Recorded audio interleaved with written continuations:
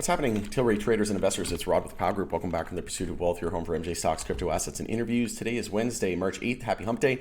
Hope you're doing awesome. And in this video, we're going to be discussing the stock Tilray Brands, ticker symbol TLRY, and a recent lawsuit that was filed. An investor in the firm Tilray is now suing the current and former boards and ex-CEO. We'll jump into that. We'll do some technical analysis. The stock is down about 30% over the last few weeks, and we'll look at my thoughts and opinions on the chart in the days, weeks, months ahead.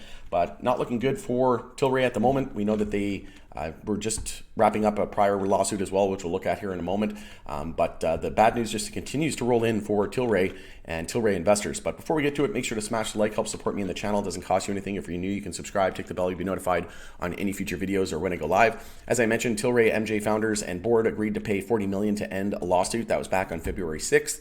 And now today, we got this article from MJ Biz Daily, investor in MJ firm, Tilray suing former and current boards and ex-CEO due to misconduct. I'm not going to go through this whole thing entirely, just in effort of time, but essentially, just to go on here, the shareholder specifically alleges that ex-CEO Brendan Kennedy and former Tilray board members misled investors that the current board failed to take appropriate action in response. So that goes on to say that it was filed March 1st in the U.S. District Court for the Southern District of New York. Plaintiff Michael Hudson, a Tilray shareholder since 2018, seeks trial by jury. Tilray didn't immediately respond to MJ Biz Daily, so we will expect a potential response from Tilray at some point soon. According to the statement of the claim, Tilray's gross margin declined from 55% in the first quarter of 2018 to 31% in the third quarter. Moving on. The former directors deceived stockholders by both overstating inventory and understating labor costs, both inputs to cost of sales, thus overstating gross margins. And they also said that in a pending lawsuit, Casillingham versus Tilray, it alleged that Tilray misclassified unsellable trim, which is a byproduct of processing MJ, by wrongly valuing it at over $40 million. And also worthless MJ oil inventory was also allegedly overvalued.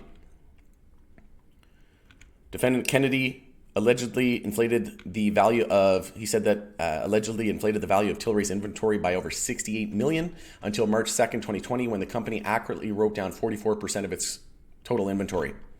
The complaint also alleges Tilray early 2019 co-branding deal with Authentic Brands Group, ABG, was meant to prop up Tilray's stock price, again citing allegations from that former lawsuit. During the negotiations of the eventual merger with Aphria, the complaint charges Kennedy,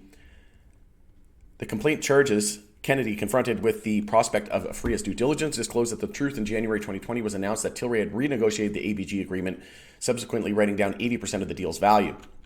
The complaint alleges that ABG-related impairment, along with the major inventory write-down, caused an 18% decline in Tilray's stock price over 2 days in early March 2020. So Kennedy had earned more than $28 million selling Tilray shares, timed his sales very well, but made most of his sales either within 2 weeks after he began making false statements or within about 2 months before the corrective disclosures. In February 2023, Plaintiff Hudson issued a pre-lawsuit litigation demand to Tilray's current board seeking an independent, reasonable, good faith investigation regarding the allegations.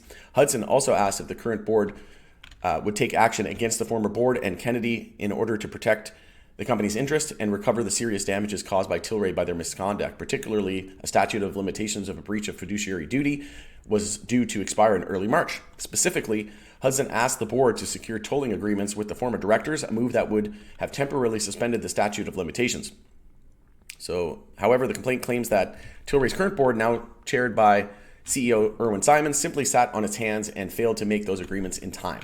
The board has either acted recklessly by failing to promptly take reasonable basic steps necessary to ensure that Tilray can timely assert its valuable claims, or worse, they deliberately chose to run out the clock and protect the company's former directors from the consequences of their misconduct. The complaint specifically alleges breaches of fiduciary duties, unjust enrichment, and waste of corporate assets, and violations of the Securities Exchange Act of 1934. Another stockholder derivative suit against Tilray management regarding ABG deal was filed in 2020, and the company filed in 2020 in the most recent quarter and recently dropped its 2024 sales target.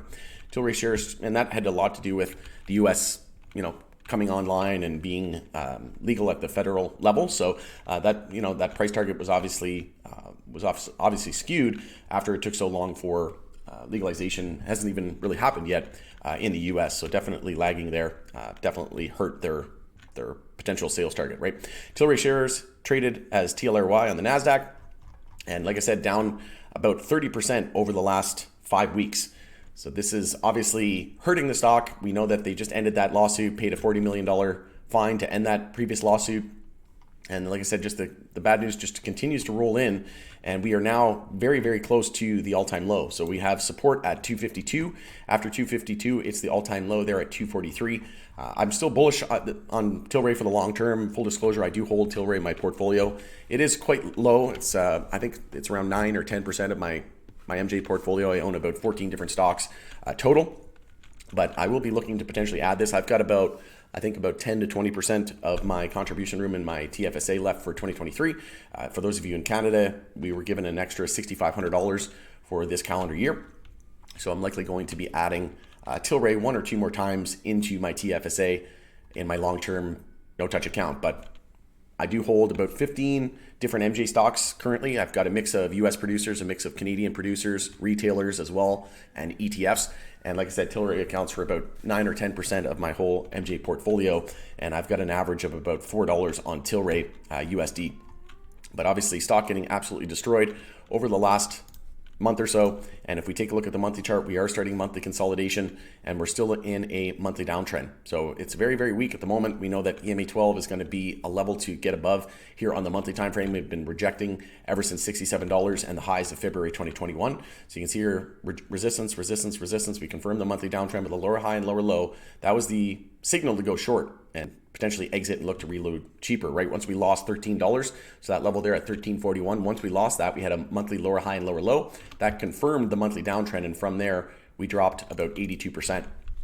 And you can see here resistance, monthly EMA 12, resistance, resistance, resistance, perfect short opportunity here as well. And like I said, if we can get a monthly close over that, that's going to be a notable momentum shift. That's sitting at $4.19. We've yet to close above it ever since we confirmed the monthly downtrend. So in my opinion, that has to happen before we can be confident that a bottom is set. And then if we take a look at the weekly time frame, we could see a weekly EMA 12 and 26 bull cross. I did a video not too long ago on this. So what needs to happen, Tilray Brands, this has to happen to be confident the bottom is in. And what I was speaking to was the EMA 12 and 26 bull cross. You can see here after we confirmed the monthly downtrend, we had the bear cross with the EMA 12 above the EMA 26 exponential moving average. And then when that happened, that bearish cross happened, we confirmed the monthly downtrend. And from there, we went on to test pretty much all-time lows, right? So now we're looking for a potential bull cross of those EMAs when it happened back here in December of 2020. You can see here that the price came down. We confirmed the weekly uptrend, and then we confirmed it as support, and then we had the bull cross, and then price around that cross was around $8 all the way up to $67. Then we had the bear cross. Now we're looking for another potential bull cross with the EMA 12 below the 26. So when the shorter term moving averages or exponential moving averages are below the longer term, when they cross, that is a bull cross, and when the shorter term is above the longer term and they cross, that's a bear cross, right? So we're looking at that to occur over the next few weeks and a couple of months more than likely. But I do think that a bottom is getting very close. But like I said, we are dangerously close to all-time lows, and I'll be looking to add 1 or 2 more times. We're extremely bearish here on the weekly time frame as well. We're unable to close above the 10-week moving average. We're seeing a bear cross of the stochastic and the MACD.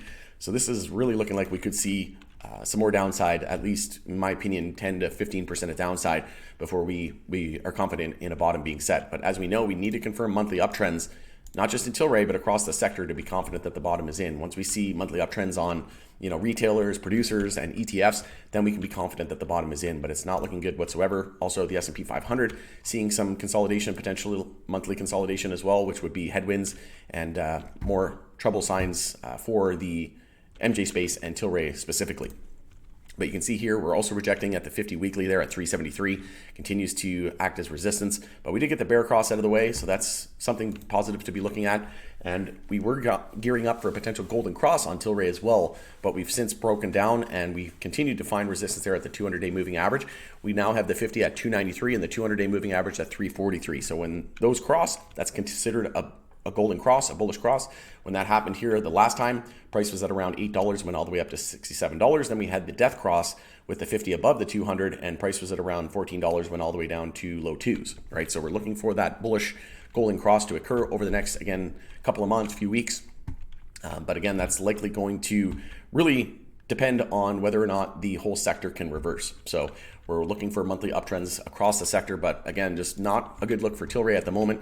We're continuing to see lawsuits, and while other companies are getting lawsuits and winning, Tilray agreed to settle. So big difference between settling and winning a lawsuit, and now another lawsuit coming with regards to Tilray and that investor in the firm since 2018. So not a good look, but unfortunately it is what it is. And like I said, that's why it's so imperative to be diversified, right? Not just own Tilray. We can love a particular MJ stock, or we can love one stock, but at the end of the day, there's no guarantees, right? And if you can invest, don't invest any more than you're willing to lose, first and foremost, as the golden rule, but also diversify, not just owning Tilray. Let me know in the comments below how much of your MJ portfolio is in Tilray percentage-wise. Are you diversified? Do you own any other MJ stocks? Maybe a mix of producers in the US, Canada, right? Maybe some retailers, maybe some ETFs in there as well. But again, not a good look for Tilray. Hopefully this is the end of the negative press, and hopefully they can come out of this on top and settle those allegations and those complaints from the past board and former CEO. So going to end it there. Thanks again for joining us on The Pursuit of Wealth. It's Rod with Powell Group. If you could smash like on your way out, I would appreciate it. And share the video with anybody that might find value. Have a great night. We'll see you on the next video.